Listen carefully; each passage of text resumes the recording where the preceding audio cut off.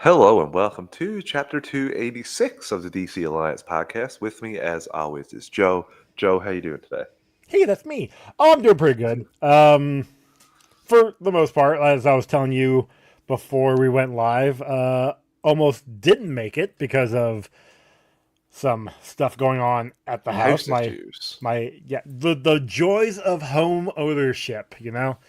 Uh, if it's not one thing breaking and leaking in my basement and almost ruining my stuff, it's another thing leaking and breaking and almost ruining my stuff. So yeah, that's good. But it's sort of taken care of at the moment. Like we'll get it taken care of come Monday. But that's for just for now. I'll have a lot of cold showers. Ugh. Yeah, Kramer has those, or had it's those in Seinfeld. yeah. I'm not too happy about it, but look, what are you gonna do? These But how you stories doing? are.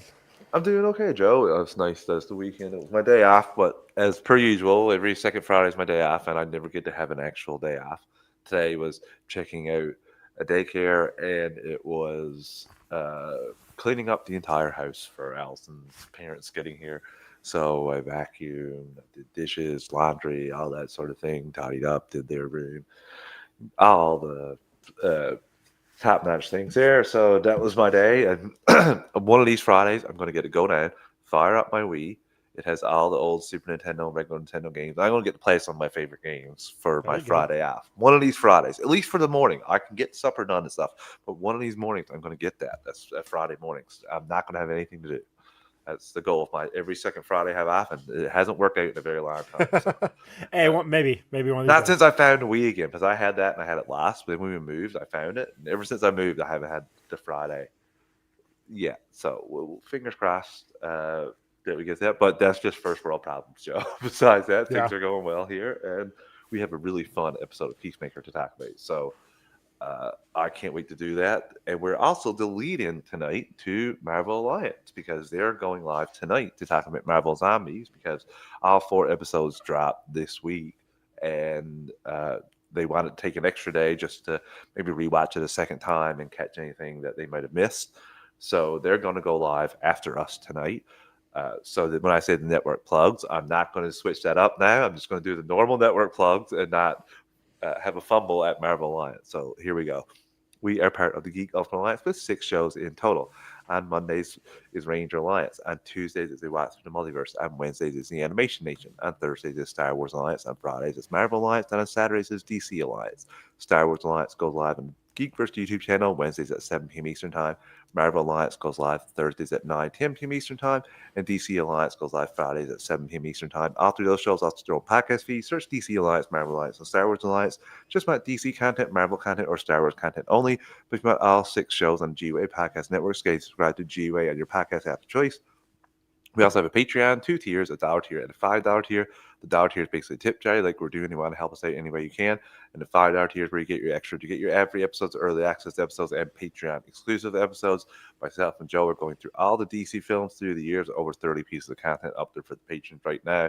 We have the Marvel Alliance guys, Chris and David, doing their Baxter broadcast, going over all the Fantastic Four films. They also have 2 shows on the backlog for the patrons as well. And we have Joe's Multiverse Minutes, where he's doing his Disney deep dive on the 1st and the 15th of every month. Joe reviews a Disney film, not just review it, give you fun behind the scenes facts, tidbits, all that sort of thing. We thank everyone that's a patron. If you're not a patron, give us a quick 30 to 60 seconds rate and review the podcast on your podcast app of choice. It's always greatly appreciated. It helps other people find the shows, and that's always a good thing. Also, Joe's 30 plus days of Halloween, October, whatever we want to call them, starts next week, Joe. So, what can I ask for the patrons? What are the first couple entries? Just as Yeah. a little So tease, or yeah. Starting Sunday is my 30 plus days of Halloween. And I'm starting with Texas Chainsaw Massacre, the original from ooh, 1974.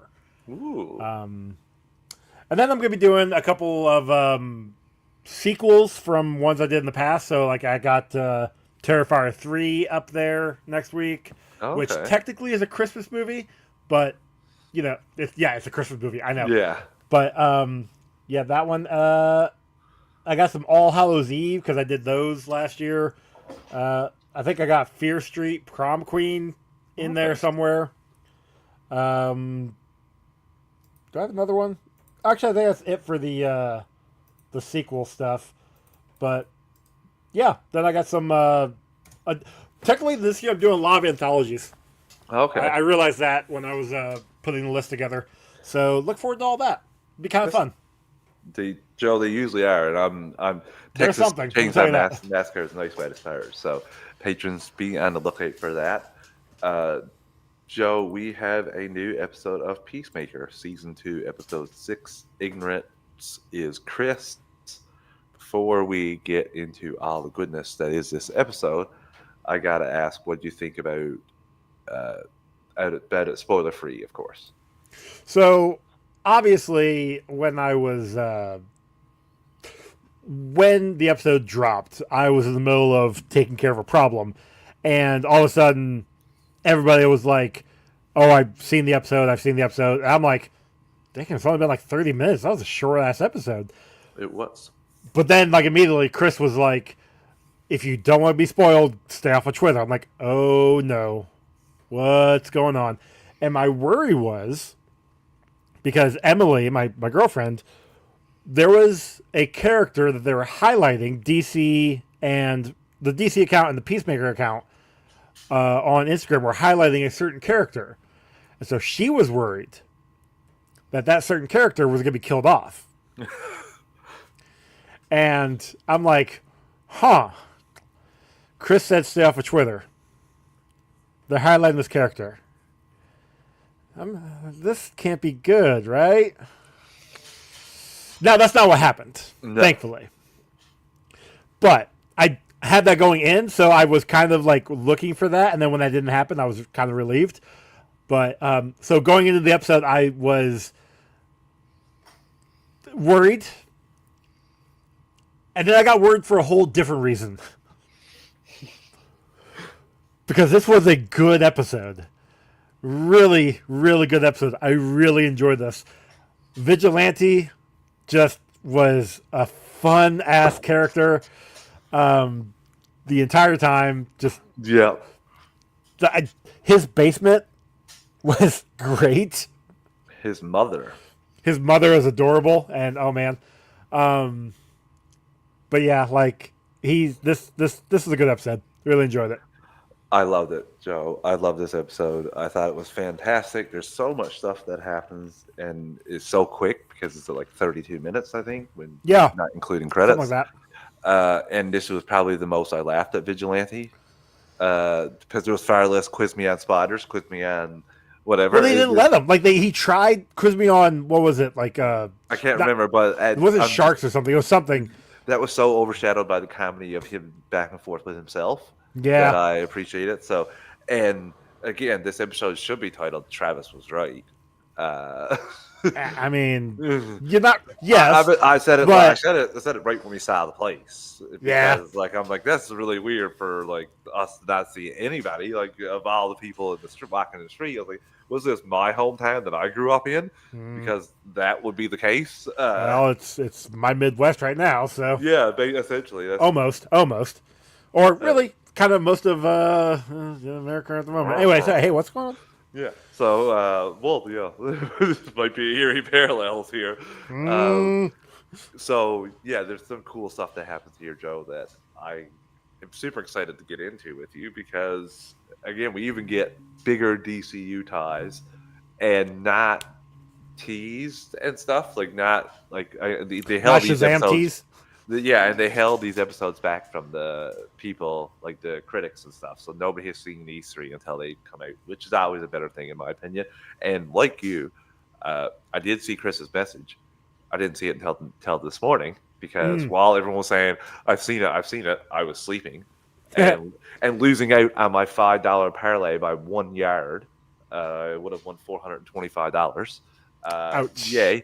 1 yard, Joe, 1 yard. And it would have went to overtime, and I probably would have got it, but stupid giant mistake gave a field goal to end the game. So, yeah, I was not happy with that. That is what I woke up to. And then Chris was like, stay off the internet. And I'm like, okay, I got good filters on there, but I trust Chris. So I avoided the internet until I watched it. And he's not wrong. The moment I opened up my iPad and click YouTube, the first one there was like, here are all these secrets about the episode of Peacemaker, and they were showing stuff. And of course, the guy who's the super secret is there right in front and center in one of the bubbles. I'm like, oh, thank God I watched the episode. You went on YouTube. Of course, YouTube's gonna. After I watched the episode, yeah. But like YouTube's, of course, gonna show it. The funny thing is, I've been on Twitter, I've been on Instagram today. I haven't seen jack squat. Really? Maybe. Yeah. Actually, you know what? But then I did see Dave the Film Junkie's tweet. It came up this morning or this afternoon for me, saying that all the people were posting it like at the time it was out, like as it was, like if you say like it dropped at 10, 12, like 28-minute mark, they were dropping that, oh my God, that character was here, and showing clips from it and stuff online. So maybe it came and passed, Joe, before the morning and into today. But I didn't see much talk about it too. I didn't see it trend a whole lot, but we'll probably get news about that next week. Well, let's jump into the actually before we jump into the actual episode, let's take our first ad break of the evening. Listeners, we're an ad-supported network. We're going to pick the ads at a time. Going to do a quick 3 count to just revive, and we'll be right back in 3, 2, 1.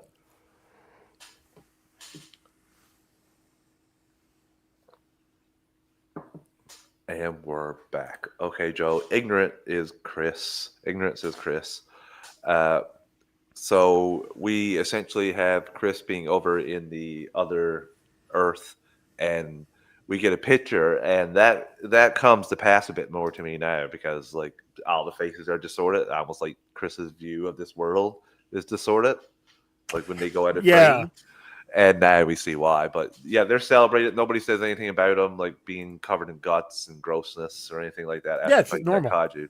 It's just normal to them. And so the 11th Street crew are going to go back and save Peacemaker, like they agreed in the last episode. So they go to Adrian's house, Joe. And this is where hilarity ensues for this episode. I love Adrian's mom. She's hilarious. The fact that he told her about all these people, the fact that she's in Dungeons and Dragons with him, all that stuff. There wasn't a line I didn't laugh at in that any scene with her in this episode. Yeah, no, she was great. She was lovely. When she started talking about hardcore and how she was broke up with Adrian and you know, all the stuff about her being a slut and all that, and hardcore is just looking at him like, are you effing kidding me? Which is hilarious. And again, she said on the podcast, but I watched the podcast for this episode, and she said that a lot of fans go up to her and say say it the same way that she pronounced it instead of saying hardcore. They say hardcore? Yeah. So she's like, yeah, thank you. But so that was a little like inside baseball there. Gotcha. And yeah, she was hilarious. They go off, and I love how Vigilante has all the drugs and money. Like, it's like every time he busts somebody, he just automatically just takes it and brings it home. It's like, why don't take it to the cops? I don't know if they're corrupt, which makes sense. But like, holy shit, he's got millions of dollars worth of drugs, millions of dollars worth of drug money, and I loved how he's getting like dressed up, and everybody just looks at each other and starts taking money and start shoving into each other. They're like, you say you're poor. Like, he's like, yeah, it's blood money. I wouldn't touch that. And they're like, he gets ready to put the, it's like, yeah, I wouldn't do it either. You gotta have morals. They're putting it away. And like every one of them who are all desperate for money. That was funny. And again, how Economos says, like, why don't you flush the drugs down the toilet like normal people? And he's like, alligators, man. Alligators. I'm not gonna lie, I did think Killer Croc for half a second. I mean, will we get a Killer Croc joke here somewhere? No. But they open up the portal there, and it shoots Mal back, and basically sprays Mal with cocaine. Yeah. And opens up the portal. I did think it was a little too easy for her to open up the portal. Like, I don't even think she saw. She might have, like, she saw Chris line it up, but the thing was, though, like, when he put it in the cabin, I felt like that was a bigger explosion or a bigger, like, distortion than what we got there at Adrian's house. And so that is my only gripe. I got one other gripe, and it's at the end of the episode, but it's because they got out. One got out. No. Sorry. It was wild, but I just heard a TV show. Yeah. Anyway, sorry. Well, but no, like this one, I agree. It was very convenient, just how easily it happened. But at the same time, she even said, like, I think this is how you do it, and she is just trying to line up. But Chris even said, like, I line this up here, and like I do this. Yeah, oh, yeah, you're right. Yep. That's what he did explain it to her, sort of. You are right. You are right. He did say, "I'll line these up." I'm missing that scene. I forgot that was a scene. So that, yeah, because that would make more sense to me. If he didn't, I would want like a couple times not getting it to work. Correct. But you are right. He did explain at the very least, like I would put this here and his here. Yeah.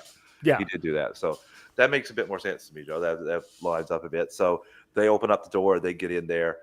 They see the alien. I do love how Economos calls him Xenomorph. He's like, I'm going to wave to Xenomorph, and that might be like if you in his culture. And he yelled me, yeah, okay, go, sure, that's what I'm going to do.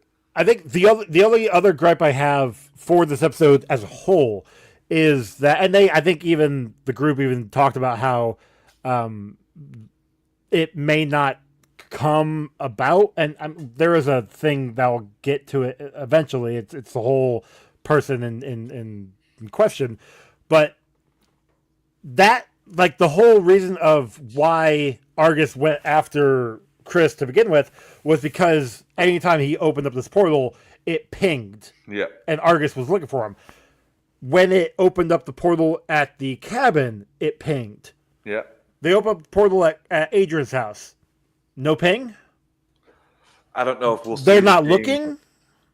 Like, they're just stopped looking automatically? Like, I just don't... I'm not sure about that either, Joe, thinking about why he's going to, but we'll go into it in a second. Yeah. But I just that was just something that happened that I was thinking about when it was happening, when it came up in the episode.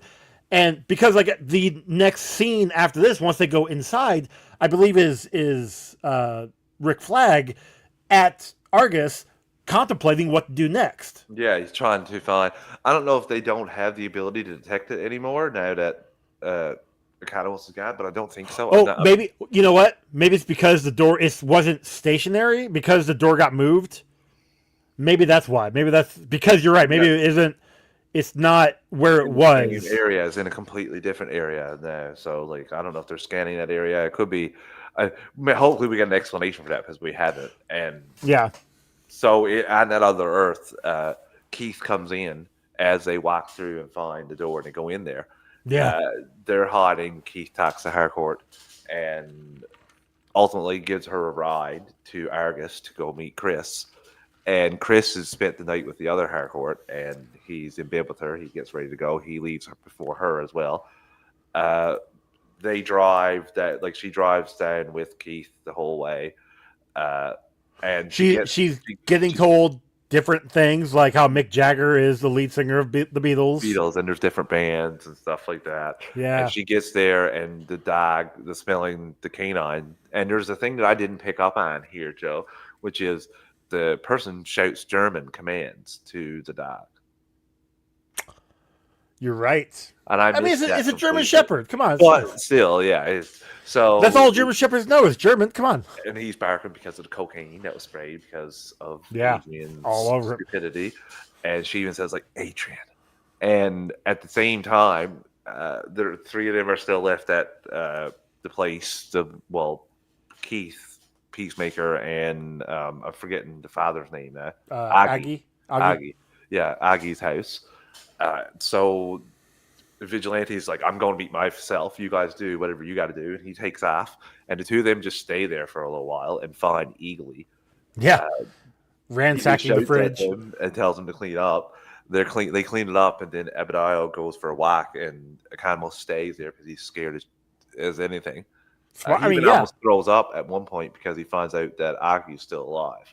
And he's like, weird stuff makes me sick. And they're like, what? Weird stuff? Like, I never heard of that before. Weird things make somebody throw up. So while this is all going on, Flag goes to Belle Reve to talk to a prisoner. And Joe, when he said, I need to go to Belle Reve, did you know who it was then? When was the moment that you knew it was Lex? When he sat down, when he walked with a cane?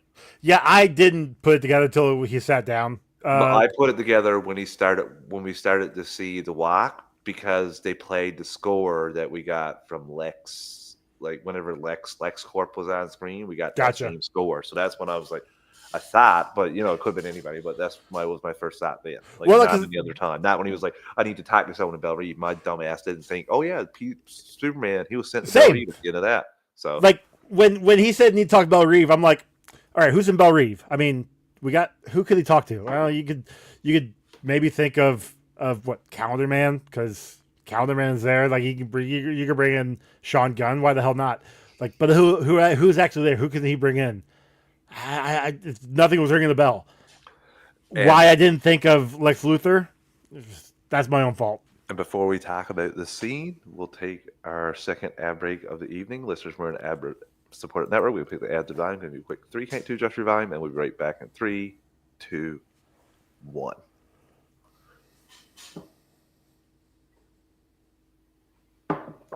And we're back. Okay, Joe, we got a meeting here between Rick Flag Sr. and Lex Luthor. What do you think about this scene?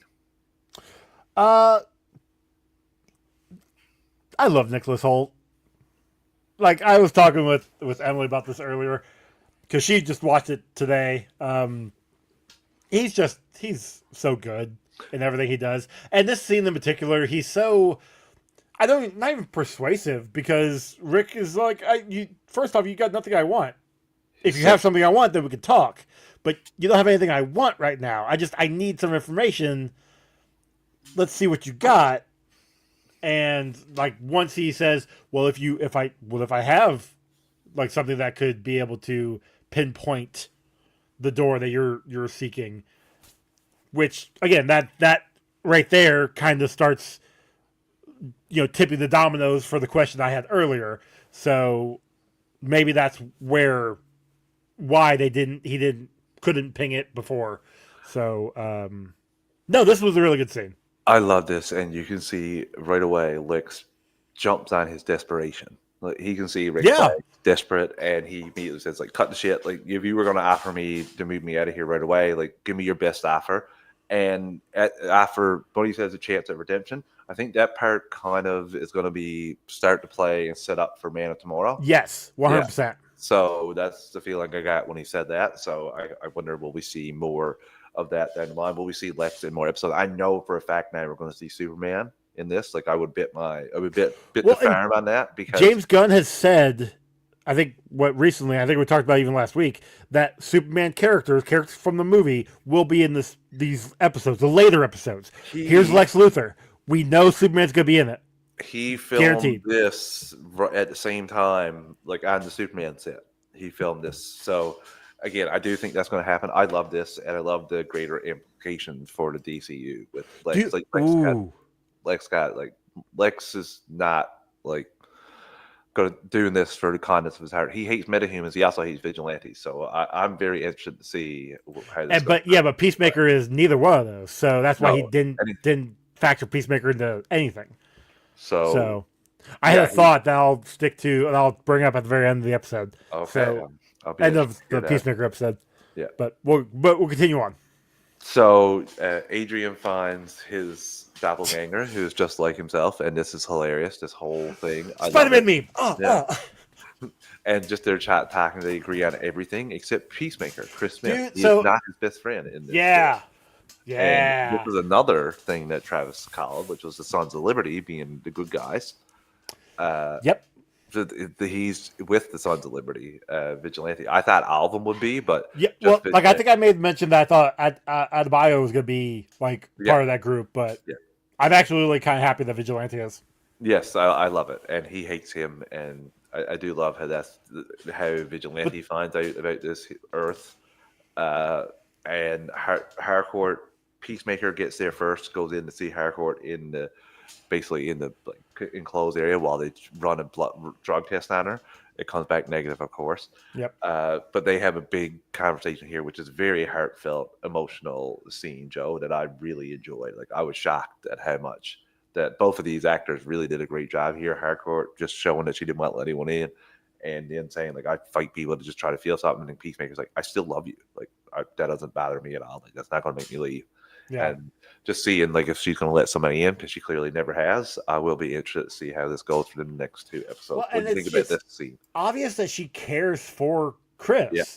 Like, she cared for him by the end of last season. Like, very beginning, she hated his guts. Not because of, possibly because of the whole Rick Flag Jr. thing, but because he's a vigilante of sorts. and all that situation. And he was a job. Yeah. And you saw the very beginning of the season last year, he was a misogynist. But by the middle of the season and the end of the season, you saw the change in him. You saw he actually cared for the team, and you saw the team actually come together and become a cohesive unit. And so when we get the beginning of the season and they're all kind of falling apart, it was just like, man, what happened in those months when they were apart? Like this, like these guys have just, I don't know, kind of gone at each other's throats or something. What happened here? So the fact that they're building each other back up to come back together is nice to see. Mm-hmm. And this scene was a very important part for these two, their relationship in particular. And yeah, I agree. This was a beautiful scene. He basically wants her to say, "Come back with me. Like, I love you." And she's basically like, "I'm saying more now than I've said to anybody ever. Like, this should be enough. Like, I've come to get you. Like, you should realize what this means." So I'll be interested. Yeah, it's hard for her to actually say that, say "I love you," but this is the gesture alone should prove that. Yeah.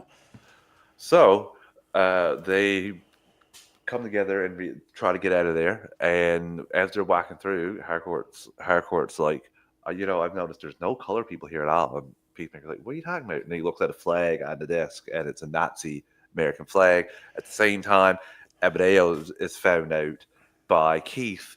He pulls over. Not just Keith, a couple other people, but Keith pulls over and yells out, "It's a black." One of them got free. So where are they all to? Like, that's the one thing I would like to know.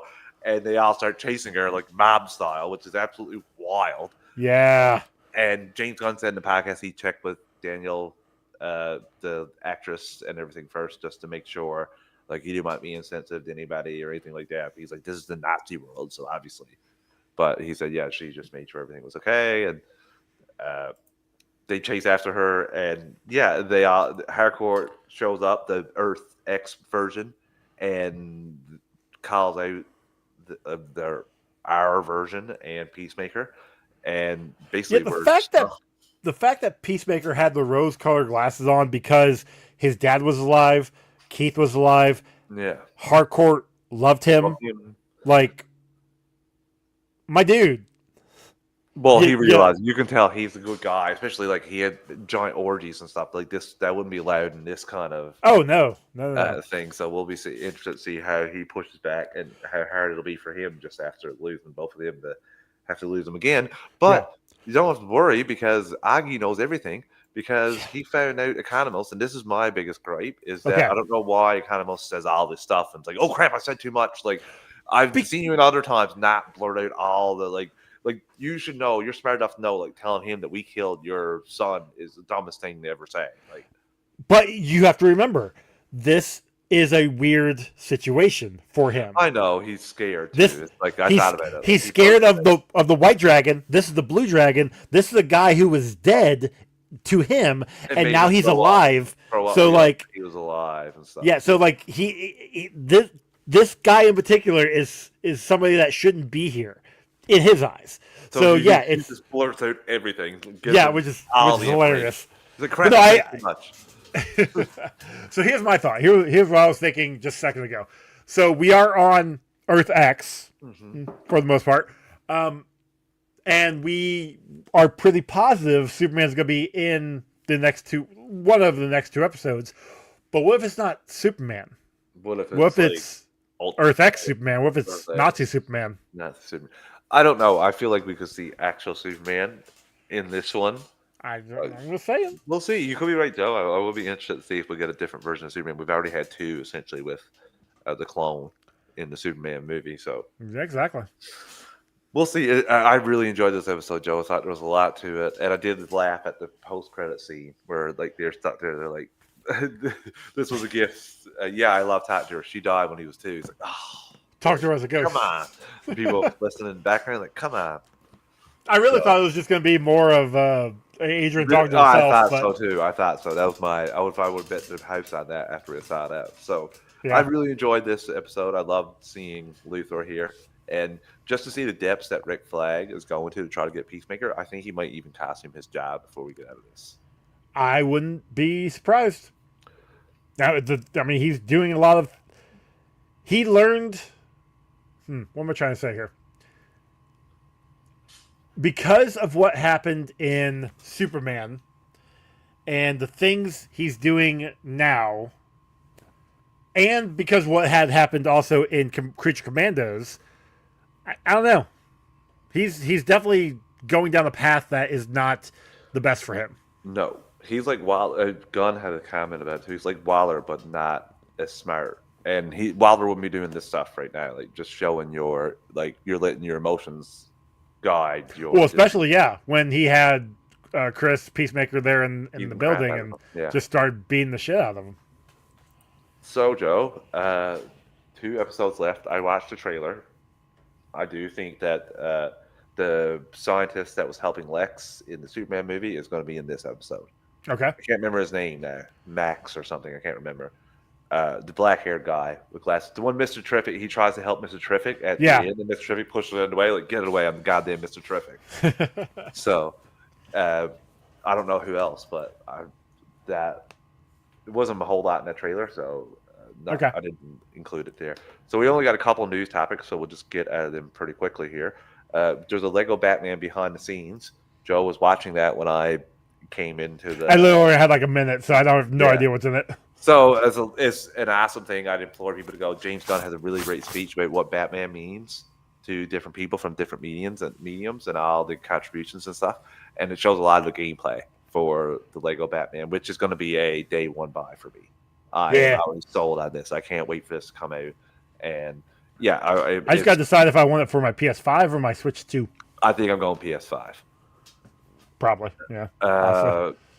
And there's just a couple little notes here. The engineer will return in Man of Tomorrow. And these came from the from the movie commentary from Superman that came out that James Gunn is on. He said it on that we'll find out more about the engineer in Man of Tomorrow. And he also talks about a couple things about Mr. Handsome. The weird alien is that Lex tried creating a human at 12 years old and he has a weird sentimental attachment to him. Interesting. Okay. Well, that would explain why he had the picture of him on his desk. Yeah, so just a really weird character. But again, that's fine for me. And that's literally all the news that we have. I did see something, and I don't now take this with a grain of salt because I didn't see a source, but I thought so. This rumor thing, but I thought I saw James Gunn confirm that Brainiac is gonna be part of. No confirmation, but people are saying because of the picture on the script of the human brain. That's what I thought. That's what people are. Yeah. Okay. So that's why. Okay. Either way, hey. Yeah. Got our last episode of Smallville retro recap here. Christmas episode. Yeah, not quite Christmas. This was oh my god, did I ever hate this episode? I mean, it was Christmas. It was at Christmas time. Yeah, but like if you compare it to like Lexmouth, it's not anywhere near Christmas spirit here. Like the whole Gabriel of it all, finding out that he was a clone at the end, which makes sense. Why? We asked about the whole Julian thing, which makes sense why he's not actually Julian. So it's just. I don't know. Is there anything that you liked in this episode, Joe? Like, there wasn't a whole lot for me. Like, I don't even think there's any great fight scenes or anything like action. What did I like? I liked the stuff Lois was wearing. That was kind of hot. So, you love Lois. So Lois was awesome. I would I would recommend to skip this episode if it was me. Yeah, it was a. The biggest reveal, the biggest thing is the end of the episode where Clark hugs Lana and his brain and his Bizarro, and we find out Clark is trapped in the fortress. Yeah.